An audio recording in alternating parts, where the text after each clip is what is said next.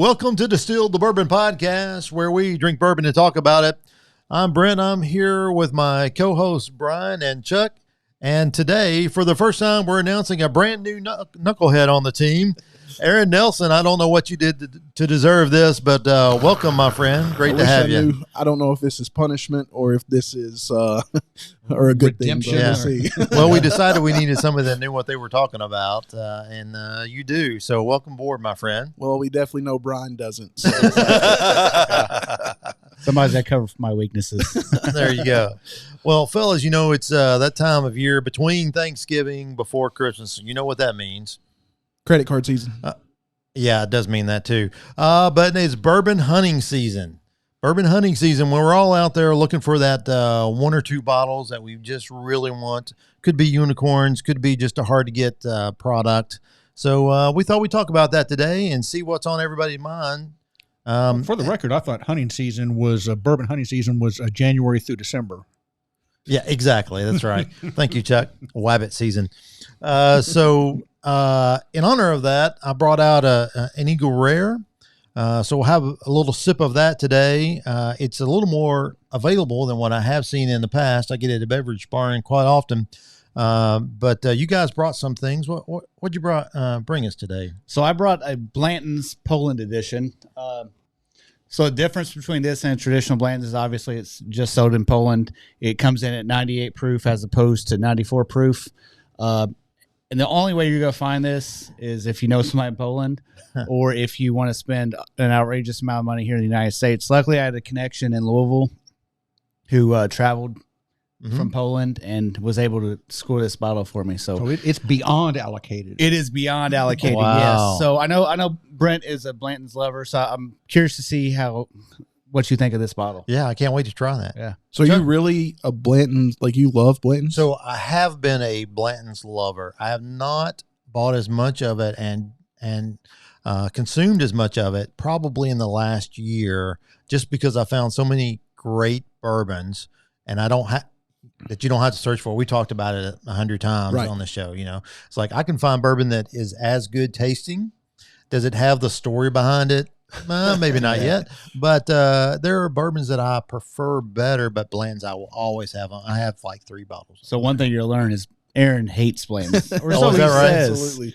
But I don't have any Elijah Craig out here, man. during a blind tasting, he chose as one of his top bourbons. Top 2 for 2022, but that's a different episode. There you go.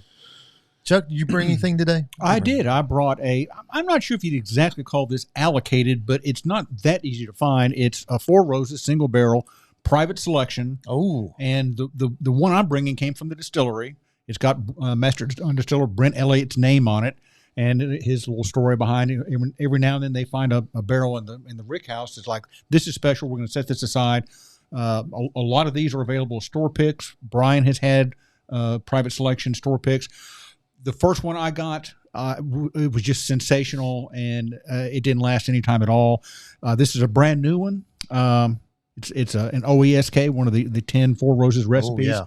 I just opened it today, so I haven't tasted it. I hope it lives up to its billing. Yeah, I look forward to that, man. I tell you what, I'd like to try all 10 of those things sometime and figure out which one is the Four Roses Not at for the me. same time though, because Probably not. it is. Do they get better it is as they go? work. No, it's so much work. Yeah, we had to try. Well, we had to. We didn't. Somebody's have gotta do it, But right. yeah, we were doing God's work. But we tried all 10, and it was a tedious process to sample each and go back and forth and make your notes of which one you thought was the best. But there are definite differences, right? Oh, for sure. Absolutely. So the mash bills, there are 2 different mash bills, B and E. And so the B, Those are the strains, right? Yes. There's 5. there are 5 yeast strains. So the letters, so this one that Chuck has, I thought that was. I'm sorry. Say I thought again? there were 5 mash bills and 2 yeast strains. No, I've got that backwards. Backwards. There's 2 Okay. mash bills and 5 yeast strains. All right. Good to know. And so the mash bill is the second letter, Uh-huh. and the yeast strain is the 4th letter. So Okay. B is high rye, Uh-huh. 35% rye, and then E is less rye. It's 20% rye. That's what this is. And so then the other letters are the yeast strains: V, K, F, Q, and Okay. O. Okay, I think it's Okay. Anyway, O is like one of the first letters, I think. that is the very first letter. Yeah. So I'll get my cheat sheet. Yeah, I think this is OESK. This one's OESK, and then each of the letters. So V, O, F, Q, and K. So each of the letters describe the. It's going to be on the taste. test. Yes, there will be on Oh, the my test. gosh. Okay. Good luck. All right. So what did you bring for us today? So I Aaron? brought Russell's Reserve 13. Oh. This is the second batch of Russell's Reserve 13. It sits in the very back of my cabinet. It's one of my favorites and hard to find. And then I brought a Elmer T. Lee to look good on the table. So it's the Russell's bourbon or rye? This is the bourbon. Okay. All right. Love rye. Sounds Me too. good. So when I was thinking about this topic about which bourbons what's on my list, what do I want to go find? I actually found two this week that jumped to the top pretty quickly. The first one, I was at Beverage Barn last week at the Pint Night, I think it was, and had a pour of E.H. Taylor rye. Never had that before. Oh my goodness, was it good? I mean, it was solid. It was a really nice, smooth rye, and so I immediately asked Brian when he came in if he had it. No, of course it's allocated. It's hard to get. So I'm on the lookout for one of those. And then I was talking to my chiropractor this morning, Jesse Gillum, nice young man here in Henderson, Core Chiropractic, and we always end up talking about bourbon.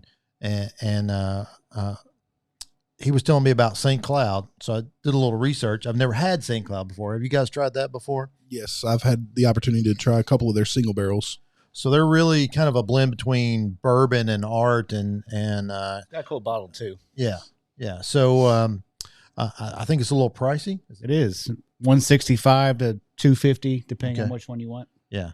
And I don't know how often they come out. I don't know if they're sourced. I've heard a rumor that they're sourced, but I look forward to trying to find one of those. But those are the two that are on my list, and I can't wait to get a hold of some. What about you, Aaron? What's on your list? What are you looking for? Man, I have been in the hunt for a E.H. Taylor, keeping with the theme, barrel proof. I love higher proof whiskey. I've never owned a barrel proof. I had the opportunity to have a pour at a bar in Evansville. They had it sitting on the shelf, and they had the sticker on the bottom that told the bartender how much the pour was. And so I asked the guy, I said, how much for a pour of that E.H. Taylor barrel proof? And he said, hold on, he reached up there, $8. Yeah, I'll take 10. And I said, there was about this much left. And I said, can I buy the rest of the bottle? And he said, you'll have to drink it all today. And I said, well, I can't drink it all today. And Heather said, well, I'll help. So we ended up, we had two apiece. And man, it was fantastic. But it's just one of those that it's hard to find. You can't get. Do they release that in the winter time? I don't know. It's been like 2 years since we've received it. And when we received it, it was plentiful, and we haven't seen it since. Right. So I'm not sure. Well, they've got a lot going on at Buffalo Trace, so who knows if that's on their radar right now or not. But that sounds delicious. It's phenomenal if you like high proof whiskey.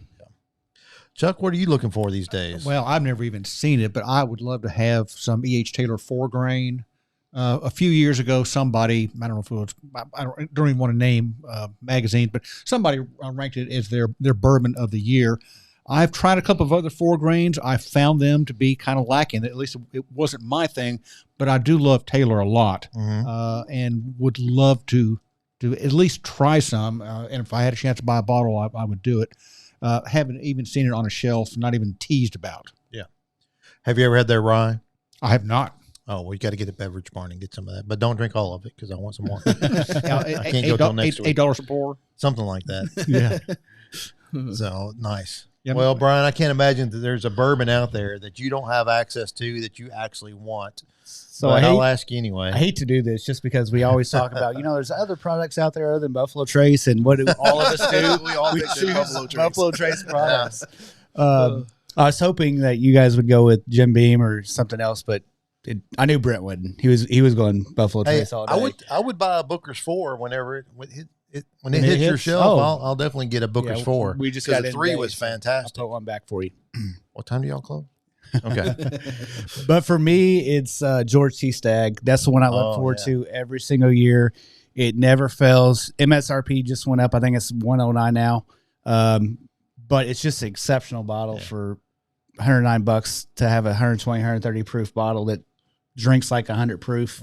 So you said the MSRP went up to 109 now? Yeah, so from that means 99. you can find it For on most shelves at $7.99. Yeah. So no more Stagg Jr. So there's just Stagg, right? And then George T. Stagg, which is part of the Buffalo Trace Antique Collection, which is released once a year. About this time of the year, we haven't received it yet. I know there'll be a lot of people out chasing trucks once it is on the shelves because it is that sought after. Yeah. Sounds great. Well, my glass is empty. You know, all we're doing is talking about it. I know. Let's drink some. I'm going to try a little bit of this Blanton's if that's okay. You brought it to the table, so. I'm going for the eaglerare, absolutely. Oh, yeah. I'm curious to see what you think of that, Brent. And if you think the regular Blanton's is better, you're really going to hurt my feelings because I paid a lot of money for that bottle. Well, I mean, I've got some in there to try it.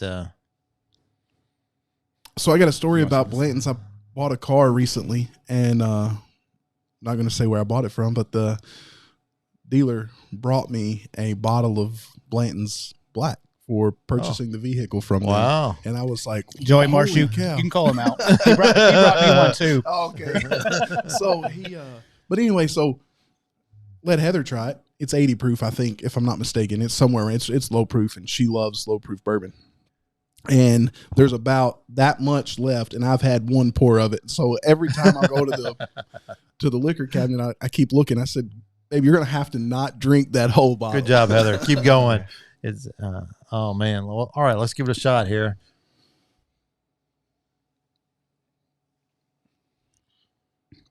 Okay, it's great. It's very good. I like it. I would totally buy a bottle of this if I would ever have a friend from Poland. So all of our Polish listeners, shoot me an email. I'll send you some Venmo. You send me a bottle. It will be great. Don't really do that. I'm not going to send you any money. But this is fantastic. You also won't return the bottle if they send it, right? What bottle? That's fantastic. Yeah, that's pretty good. So do we know, is it different juice? Is it different mash bill or anything? It's just a little bit higher proof. I know it's different proof. And it's a blue label. It's a blue label. I think they bottled this right in the little shack behind the gift shop, just like all the other blends. Yeah. If you haven't done that tour yet, make your reservations. Don't be an idiot like I was and just showed up and got on a tour. But make your reservations and be sure you get. If they don't take you to the Blanton's hut, ask if you can go in. I've seen some folks get in that way. That's just, to me, that is my favorite part of the Blanton's tour, is going through that little tiny building. The Buffalo Trace tour. Yeah, the Buffalo Trace. What did I say? You said Blanton's tour. Yeah, Buffalo Trace. We got in there one time when they were bottling. They aren't always bottling, right? And it's a small building. You're right next to the bottlers, and I have to say that the folks who are doing the bottling and the corking, very gracious, very cool about having a bunch of lurkers hanging over their shoulder. In fairness, when we went, Blanton's wasn't quite as precious as it is today. Mm-hmm. 2016, 2017, 2018, I was trying to get the whole collection of all of the corks, all the horses, and you got to get two different kinds of ends. But back in that time period, even in Henderson, you go to a liquor store and say, I really need an L. Right. Oh, they got some B. Well, I've already got a B. I don't need that one. But that doesn't happen much anymore today. So, all the Blanton's corks that I have, you can actually go to the gift shop and buy. You can buy them now. Yeah. Every one that I had was either a bottle I bought or one that I finished off at a bar and said, "Hey, dude, can I have the horse?" So I drank from all of those bottles, and it was just kind of a novelty at the time. I liked it fine. I liked this fine. So have you ran across? I've ran across I'll have one bottle be good. Yes. Then I'll have another bottle that's not very good at all. Then I'll have another bottle that's fantastic. You're talking about Blanton's. Blanton. I guess because of the They're single barrels, yeah. And so I guess I love single barrels, don't get me wrong, but the inconsistency of Blanton's is one of the reasons why. Like, this is great. This is a good one. This is Are you saying they're going to bottle it no matter what? Yeah, that's what I think that, they've put aside. This is Blanton's, and whether it's good or not, it's going in a horsey bottle. I never had a bad experience with Blanton's. I always thought it was very good. I find this to be, I don't mean this as an insult, but I find it to be kind of inoffensive. Like, someone who's just trying bourbon, I would not be afraid to let them try this one. This is a good starter. Yeah. This has a different profile flavor-wise than most of the other Blantons I've had. This has nuttiness.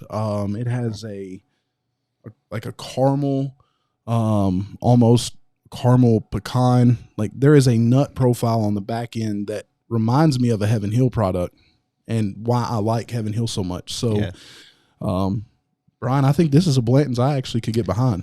Yeah, there you go. And I think the proof is a lot of why it's intro bourbon for consumers, because most people don't start off drinking 120, 130 proof bourbon. They eventually graduate to that level, but being less than 100 proof, I think that's a good starter. Well, that was delicious. What are we having next? Man, I'm interested in that. Four Roses. Absolutely. Light it up, Chuck. OESK. OESK. So this one should be, it's the low rye. 20%. So, and the K is a little bit of fruitiness, so a little spicy. The little tasting notes that come with the bottle. Sorry, a little piece of plastic hanging on the top of it will make a mess if we try to pour over it. Describes it as spicy, which surprised me a little bit for 20% rye. So my story with Four Roses private selection was my wife and I had not seen the new Four Roses gift shop since it opened, I don't know, a year or so ago. Yep. And we were just passing by on the Bourbon Trail. Just wanted to walk in the gift shop and take a look at it. And as soon as we walked in, they have kind of like a receptionist out front. And she says, so help me. What I thought she said was, we have Distiller Select. That's what's in my mind. And I said, oh, okay. I knew nothing about it. We went in the bar to find out if they had any of that behind the bar. Well, they didn't have that one, but they had a previous private selection or Distiller Select, and tried it. They said, it's going to be $18 a pour. I don't get the Aaron discount. I'm not in the trade, I don't get the $8 pour. So I said, sure, we'll have it. And it was delicious. We knew it was going to be different. So I thought, we'll try this one. I was so ignorant on the subject, I never even took note of which recipe it was. I just knew that we brought it home, we opened it, and it was like, oh my gosh, this is the best Four Roses I've ever had, and I like Four Roses just fine. So it didn't last very long. Yeah. And I didn't keep the bottle. Next time I went to Four Roses, asked if they had the Distiller Select. No, maybe they said, maybe try coming on a Thursday. We were up there 3 weeks ago and just popped in, and Donna was saying they're not going to have anything. They actually had two of them. Oh, wow. They had two of them, and I went with the lower proof out of deference to Donna. I could have bought both of them, I suppose. Apparently, there's people out there who are determined to buy all 10. Yes. Right. Which is going to cost you over $1,000. Right. Sure will. Even with the best deal that you can find. I think I like what you said about earlier, where you said that bourbon hunting season's January through December. With Four Roses single barrels, that's absolutely the case, because you for that reason, if you're trying to find all 10, and you'll find your favorites. Like, you'll find a OESK and just absolutely love it, and then go to people try to find that OESK or one of the other ones that's hard to find, and so it becomes something that people do. So it's interesting tasting this after the Blantons, because you go from a fairly benign, mild, standard bourbon to, it is a little spicier, I think. 113.4 proof. So it's got high rye as well, right? Low rye. Low rye. But it's delicious. It doesn't taste I think this is delicious. It's very good. Yes.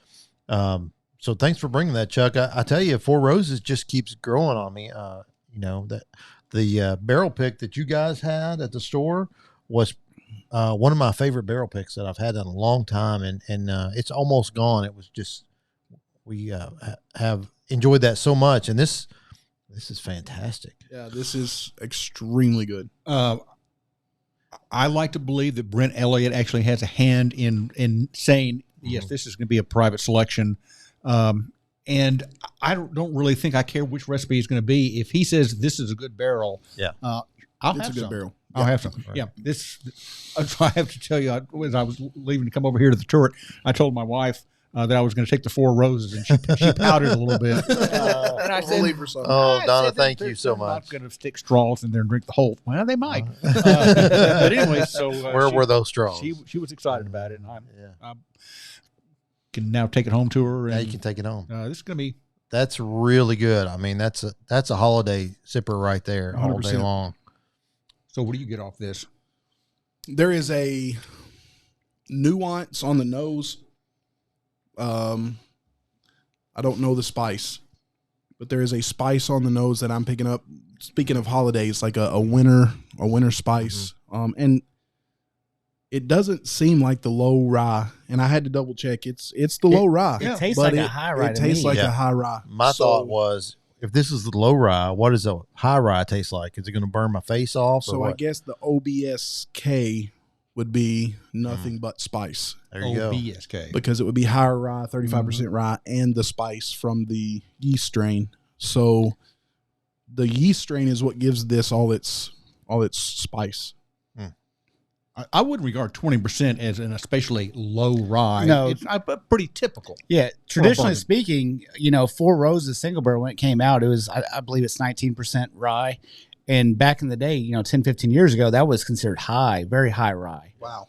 And nowadays, people are pushing MGP 95.5 and all these other ryes. So but that's just tastes like a lot more spice and rye up front to me than. So do you like it? 20%.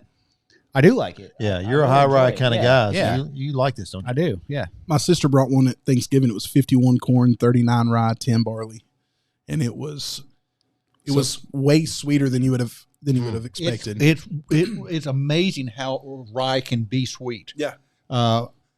Again, my palate is so undisciplined. I tried a wild turkey rye, a 101 rye, down at our favorite winery here in town after dinner, and I thought, that is the sweetest rye I've ever tasted. I brought it in here 2 or 3 weeks later. Wait, what happened to the sweetness? It's because of what you ate that Because affected of your what- palate. Exactly. Yep. Farmer and Frenchman. I think they're having a bourbon tasting before too long. I've got to remember what that date is. I got to be sure to sign up for that. Farmer and the Frenchman is an amazing restaurant. If you live within driving distance of Henderson, Kentucky, you need to make reservations and get over there and try that, whether it's a weeknight or a special night. Jennifer and I spent a night there in the little cabin. We haven't thing. done that yet. It's cool. We need to. Just a staycation to get away. There's like no TV there. Absolutely. You can't get a signal. Not much. It is Oh, fantastic. that sounds awesome. And we woke up that morning and had coffee. I walked outside. It was in the summer, or it was in first week of October, and there was a fog that you're 50 feet away from corn, and I couldn't see the corn. Nice. And I watched it roll back to like where the highway is, and it was just a beautiful morning. And man, Katie and Newberry know what they're doing, don't they? Yes. The TV there for me is the picture window. Yes. So the picture window is situated away from the property, just looking across Kentucky cornfield, basically. Right. You can kind of see vineyards off over here to the left. Mm-hmm. So we've taken a picture. We wanted to get a picture of every season down there. Oh, yeah. We need to be down there when it's when there's snow on the ground. Yeah. Tried to book it for New Year's Eve. Booked. No. Booked. Done. Yeah. So we got it last year. Did you get the dinner? Did you get to we haven't. It's 20 miles outside of town. You kind of hate on New Year's Eve Yeah. to be venturing out. Yeah. It was very Henderson handy. County finance are going to be out. Very handy to have a cabin to retreat to. He likes to go there New Year's Day for their The brunch? Oh, yeah. Oh, sweet. We did that 2 years ago, and we've been doing it ever since. We really enjoy it. We went down for the brunch on Black Friday, the day after Thanksgiving. It was tasty. Hubert, this is a bourbon show, but we're going to talk about wine for just a second. Sure. Hubert is so knowledgeable about wine that I have learned so much. I was not much of a wine drinker, and I've learned just enough that I found things that are interesting to me that I'll get out there and try something new. It's opened up a whole new world for me because it's just fantastic. We went down to New Orleans on a couples trip, 2 or 3 couples, 4 couples, I can't remember, and Hubert was with us. And naturally, he selected the wine at all the restaurants that we visited. And at one in particular, he selected a Sancerre.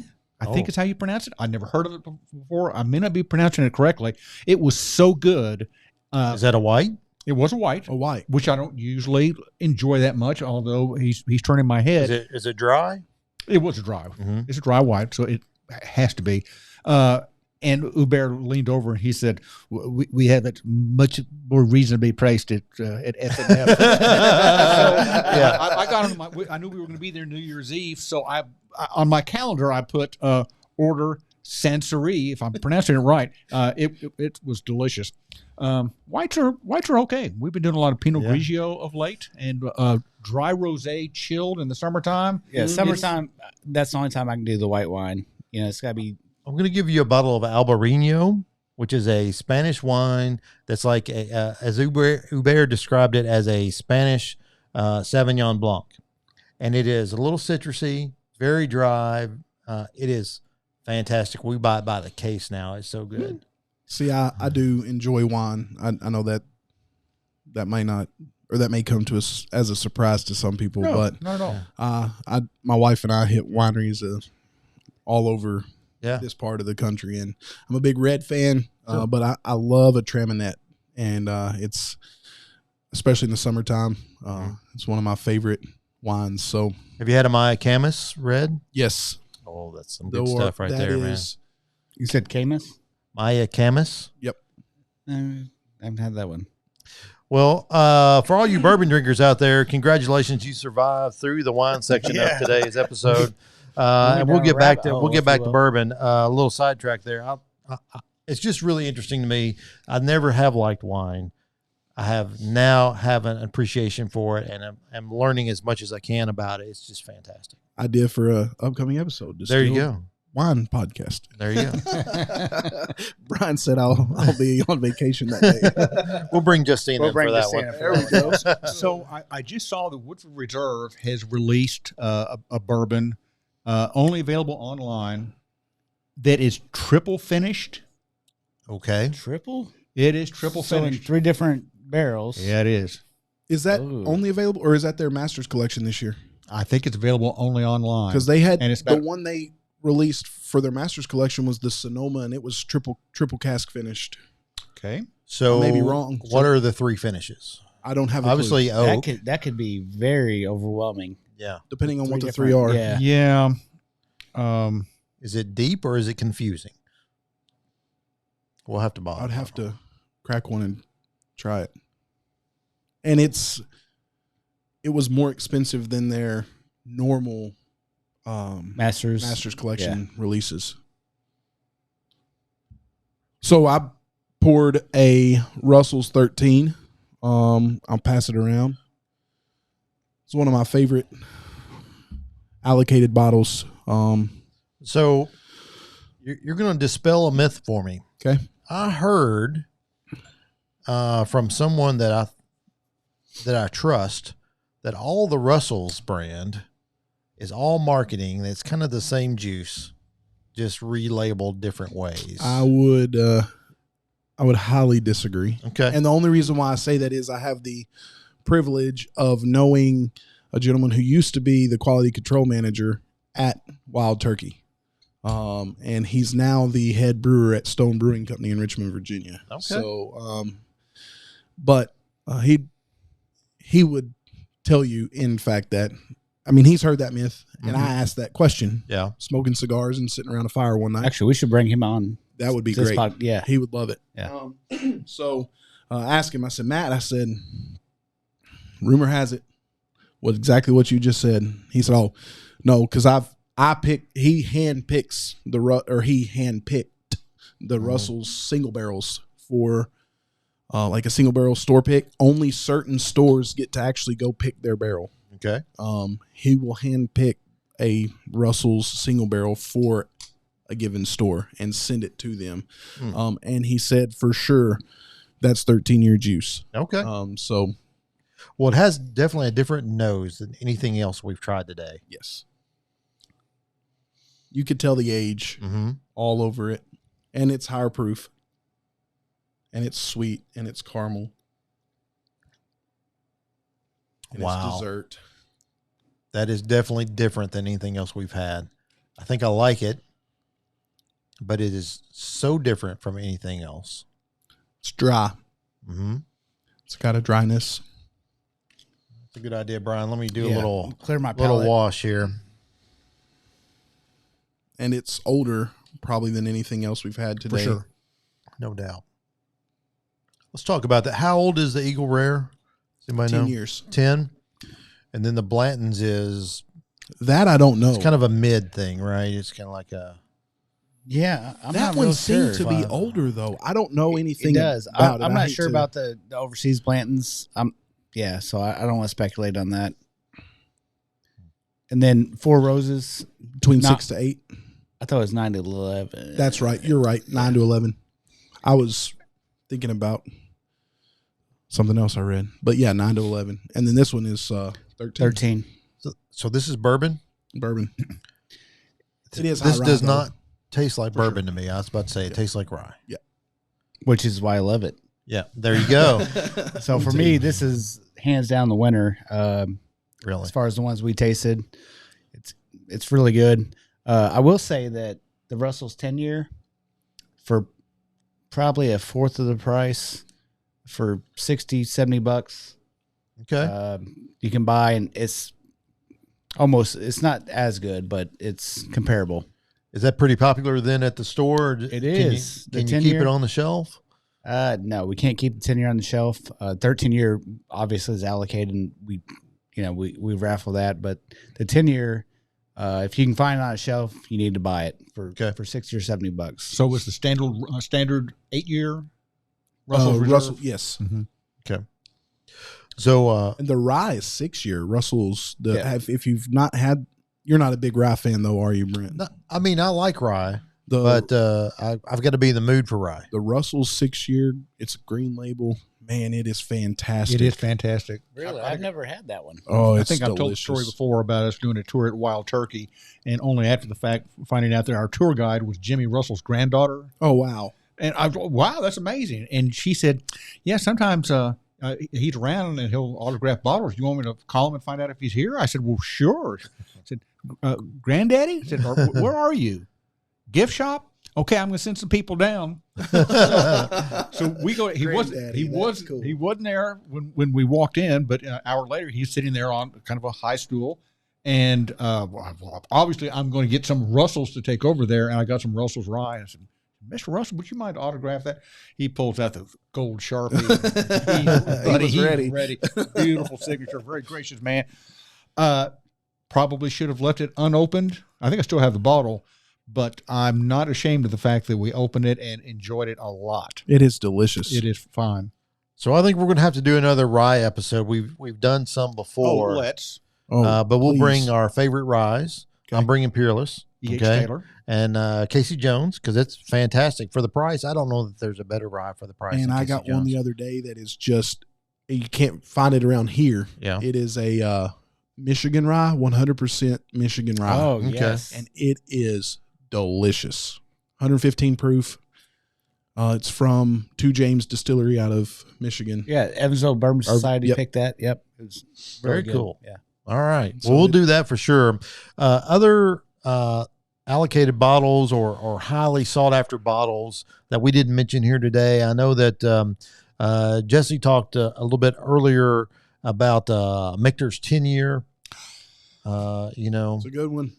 We've talked before that we're not always big Michter fans, but some of the older stuff is pretty good, right? So you might be mad at me, but I was at Michter's a month, 6 weeks ago, just to do a tasting before we did a barrel pick at Angel's Envy, and had a chance to taste some Michter's 10.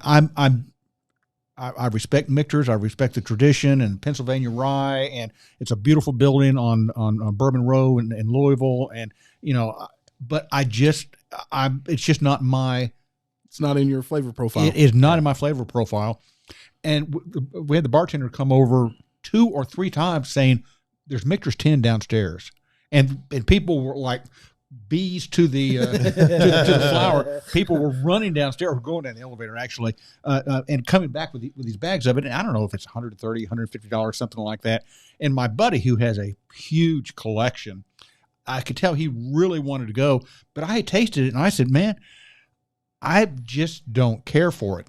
When you first mentioned the show, I think you were talking, or this episode, you were talking about the idea of, in the world of allocation, what do you absolutely want to find, and what would you leave behind? I was going to ask that question. Yeah. Which one you would leave behind? I had a chance to buy the Michter's 10. I suppose I could have bought it and sold it to somebody else. And, I made $40 or something stupid. But I don't care for this.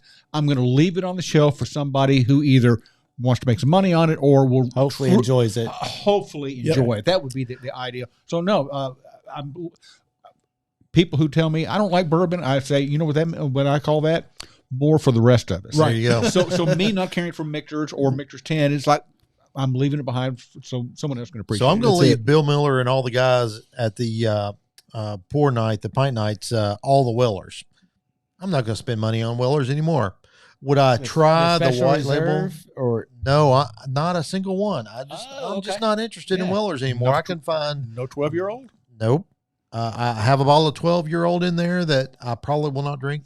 That you will probably drink for me, and I know that's one of your favorites. I think he's looking at you like, can you take it today? Yes, you can. You can walk out of here with it. It'll be here. I would rather have a Green River or a Casey Jones product over Weller any day of the week. I feel that way about Special Reserve, and I still Green have label, several. right? I've got some handles of Special Reserve, and it's just like I used to love her, but I don't anymore. It's a country song. Yeah.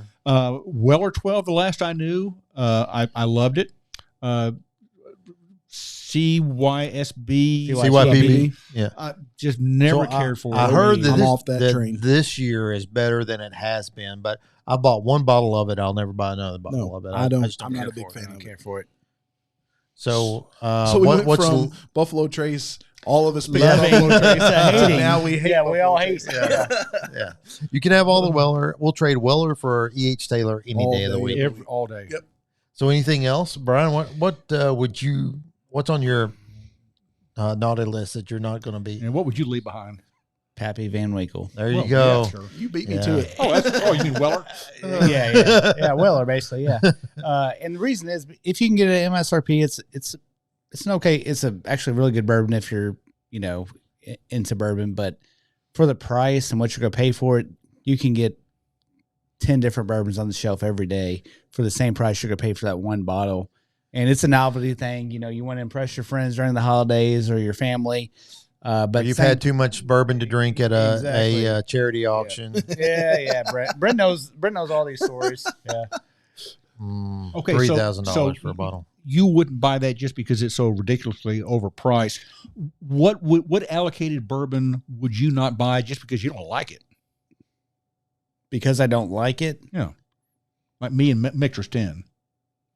I'll jump in. I have a highly allocated bottle that it's the Sazerac 18 year on the Buffalo Trace Antique Collection. Mm-hmm. It's 80 proof.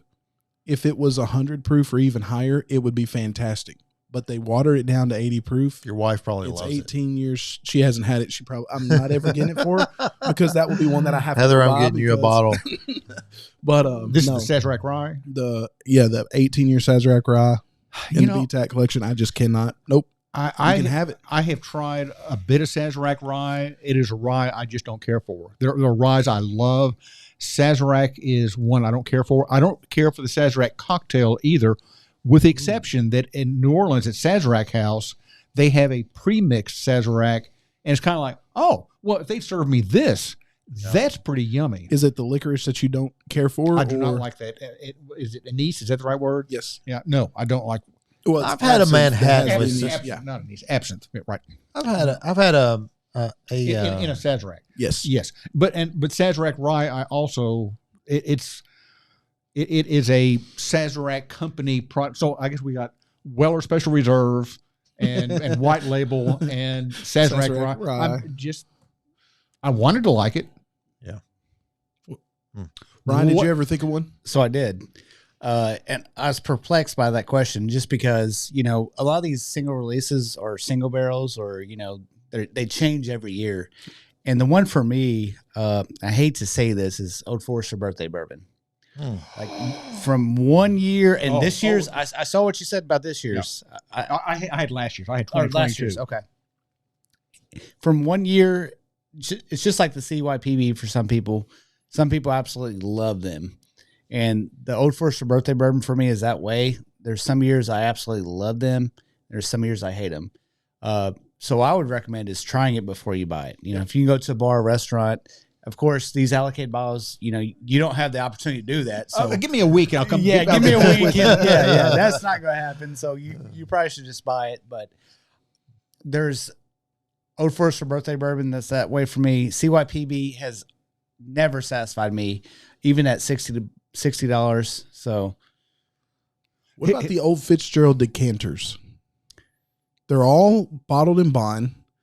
To me, I mean, it's a beautiful bottle, but the 10-year, the 17-year, the 16-year, the 15-year, the 12-year, it doesn't matter. They all taste the same because they're 100 proof. And so that's another one you can have all the pretty decanters you want. I want the juice inside the bottle. Yeah. I'm glad you mentioned birthday cake. I've had it only once. Birthday bourbon. Birthday bourbon. Birthday cake? Is that what they call it? Is it not birthday cake? Birthday bourbon. Birthday bourbon. You can have it with cake though. May make it better, right? Bourbon and cake. So went to Old Forester on Main Street in Louisville, and at the bar you can do a premium sampling that includes the birthday and a couple of others I never had. Man, the birthday, it was the 2022. I liked it a lot, and I had zero expectation. I promised my wife I will take her and we will do a couple of premium pours. Yeah.